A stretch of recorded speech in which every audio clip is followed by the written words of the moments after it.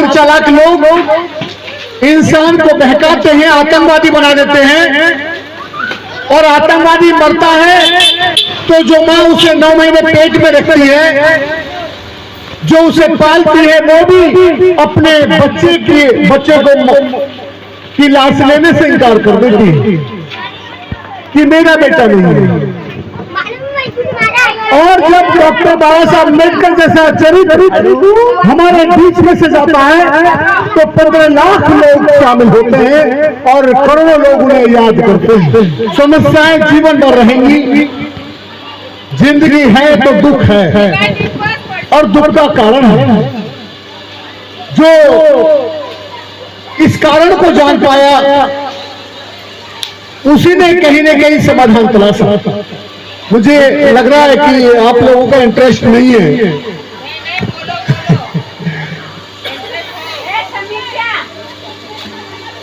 कई बार मैं दुखी हो जाता हूं इस बात से कि या तो मेरा काम गलत है या फिर मेरा तरीका ठीक नहीं है। लेकिन फिर भी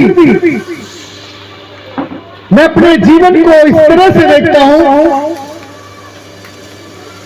पूरे जीवन में यदि एक भी सीध, एक भी बीज, एक भी व्यक्ति की सोच यदि मैं बदल पाया, और जब वो व्यक्ति अपने जीवन के महत्व को समझा और पढ़ लिख कर आगे बढ़ा और उसकी हाथ में कलम आई, और जब उसने लाखों करोड़ों के जीवन को बदला और समता पर आधारित व्यवस्था को लागू किया, और उस दिन जब किसी ने उससे पूछा कि तुम यहां तक कैसे पहुंचे, और जो व्यक्ति अगर ये कहे कि एक व्यक्ति को मैंने सुना था, उसके पहले जीवन का उद्देश्य मेरा तय नहीं था, जीवन का उद्देश्य तय हुआ और मैंने तय किया कि मैं इतिहास के पन्नों में अपने महान हस्ताक्षर करके जाऊंगा।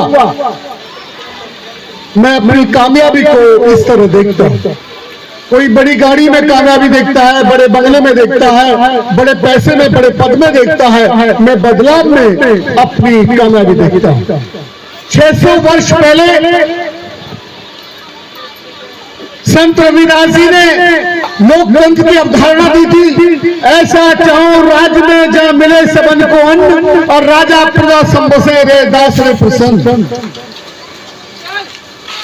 600 वर्ष के बाद डॉक्टर बाबा साहब अम्बेडकर ने उसी विचारधारा को लागू किया भारतीय संविधान में। लेकिन बाबा साहब और रविदास के बीच में 600 वर्ष तक लाखों लोग भगवान हुए होंगे, तब बाबा साहब को एक विचार मिला होगा। लाखों लोग मिलते होंगे। ऐसे उन लाखों लोगों में मिटने वाले में यदि मेरी कोई भूमिका रहती है तो मैं समझूंगा कि मैंने जिंदगी को जिया।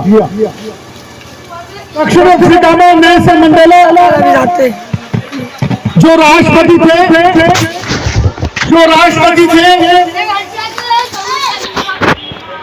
वहां पे गोरे कालों का भेदभाव था। ध्यान से सुनने वाली बातें बहुत, क्योंकि अच्छी बातें बहुत कम मिलती हैं।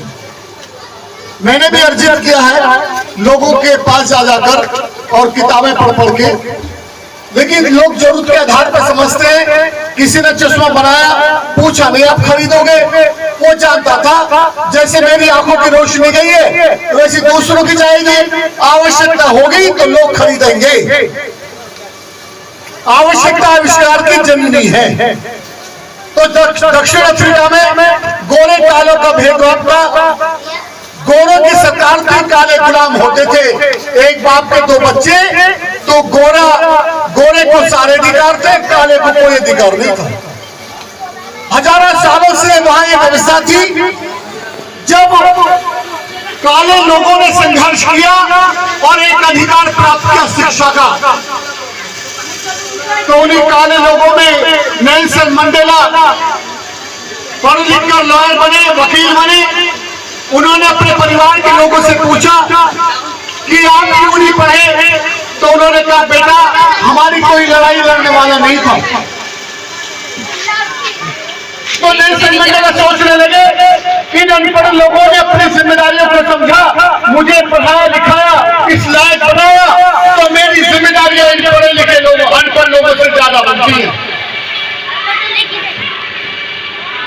तो उन्होंने संघर्ष किया, गोरों की सरकार के खिलाफ आंदोलन कर दिया, गोरों ने उन्हें जेल में डाल दिया और काल कोठरी में रखा।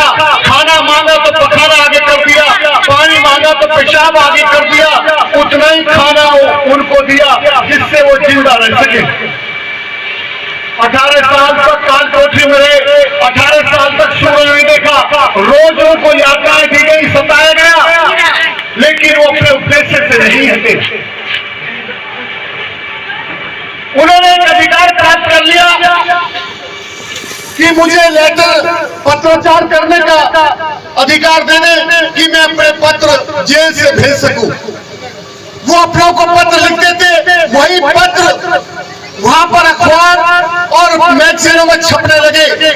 उनके पत्रों को पढ़कर एक पत्रकार उनसे मिली और पत्रकार ने उनके आंदोलन को जारी रखा और वो आंदोलन इतना बड़ा हो गया कि गोरे भी उनके साथ आ गए और 24 साल गुजर गए। 24 साल के बाद वहां की जुडिशरी, वहां के जजों ने यह तय कर लिया कि हम नेल्सन मंडेला को छोड़ देंगे। छोड़ने का मन बनाया था और जैसे पेशी में नेल्सन मंडेला आते हैं, एक जज ने उनसे पूछा कि तुम अपने बचाव पक्ष में कुछ कहोगे, तो वो चुप रहे, उन्होंने कुछ नहीं कहा। दूसरे जज ने कहा अरे अपने बचाव पक्ष में कुछ कहिए, तब भी वो चुप रहे। तीसरे जज ने कहा अरे कुछ कहते क्यों नहीं, फिर भी चुप रहे। तो तीनों जजों ने एक साथ चिल्लाकर कहा अरे अपने बचाव पक्ष में कुछ कहते क्यों नहीं है। तो नेल्सन मंडेला ने आंखें उठाई और कहा जहां गोरों की सरकार हो और गोरे जज हो, वहां मुझे न्याय की उम्मीद नहीं। जिनके लिए लिखा गया संविधान, उनके हाथों में नहीं है संविधान, इसलिए वो संविधान में खोट बताते हैं, अपनी नीयत का खोट नहीं बताते। जब तक ये गलत हाथों में संविधान रहेगा तो हम न्याय की उम्मीद नहीं कर सकते। फिर नेल्सन मंडेला वापस जेल चले गए और ये बात पूरे देश में फैल गई कि 24 साल होने के बाद भी नेल्सन मंडेला जेल में वापस चले गए, रिहाई मंजूर नहीं की। उन्होंने कहा था जजों से अगर रिहा करना चाहते हो तो मुझे मेरी शर्तों पे कीजिए, जिस गुनाह के लिए आपने मुझे जेल में डाला है मैं बाहर निकल के वही गुनाह करूंगा। तो आंदोलन और बढ़ गया और 27 साल गुजर गए। वहां की जनता जाग गई, गोरे काले एक साथ हो गए और गोरों की सरकार घुटने पे आ गई, झुक गई। उन्होंने जनता के आगे हाथ जोड़कर कहा कि हम आपके लीडर को रिहा कर देंगे और रिहाई नहीं करेंगे, उन्हें अपना राष्ट्रपति घोषित करते हैं, वो जैसा चाहे वैसा देश बना सकते हैं। जब उनको बाहर निकलने का दिन आया तो लाखों लोग जेल के बाहर आ गए देखने के लिए। जिस दरवाजे से निकलते भगदड़ मस्ती तो शायद मर जाते। प्रशासन ने ये सोचा कहीं भगदड़ में मर न जाए, तो उन्होंने जेल के अंदर हेलीपैड बनाया और हेलीकॉप्टर से नेल्सन मंडेला को उठाया और शहर की सबसे ऊंची बड़ी बिल्डिंग पर मंच लगाया और पूरी दुनिया के पत्रकारों को आमंत्रित किया। और जब पत्रकारों ने उनसे पूछा कि 27 साल बहुत ज्यादा होते हैं, तुमने इतनी यात्राएं इतनी तकलीफ से कर भी अपने उद्देश्य पर कैसे टिके रहे, तो उन्होंने एक बात कही जो दस्तावेज है। उन्होंने कहा मैंने डॉक्टर बाबा साहब अम्बेडकर को पढ़ा था। एक विदेशी आदमी डॉक्टर बाबा साहब अम्बेडकर को अपना आइडल मानकर अपने देश के सिस्टम को बदल देता है, नई बेहतर मानवीय व्यवस्था लागू करता है। हम उसी देश के वसीले जहां भगत साहब पैदा होते हैं और अपने 4 बच्चों की कुर्बानियों पर भारत में संविधान हमको देके जाते हैं और उस उसी बाबा साहब अम्बेडकर के संघर्ष के बल पे हमारे मुंह में जवान आती है, हमें संपत्ति का अधिकार प्राप्त होता है, हमें वोट का अधिकार प्राप्त होता है, हमें रास्तों में चलने का अधिकार प्राप्त होता है, हमें डॉक्टर इंजीनियर अधिकारी बनने का अधिकार प्राप्त होता है। और जब ये सारे अधिकार हमको मिलते हैं तो हम सिर्फ अपने पेट, अपने बच्चों के बारे में सोचते हैं। यही हमारी गुलामी का कारण है।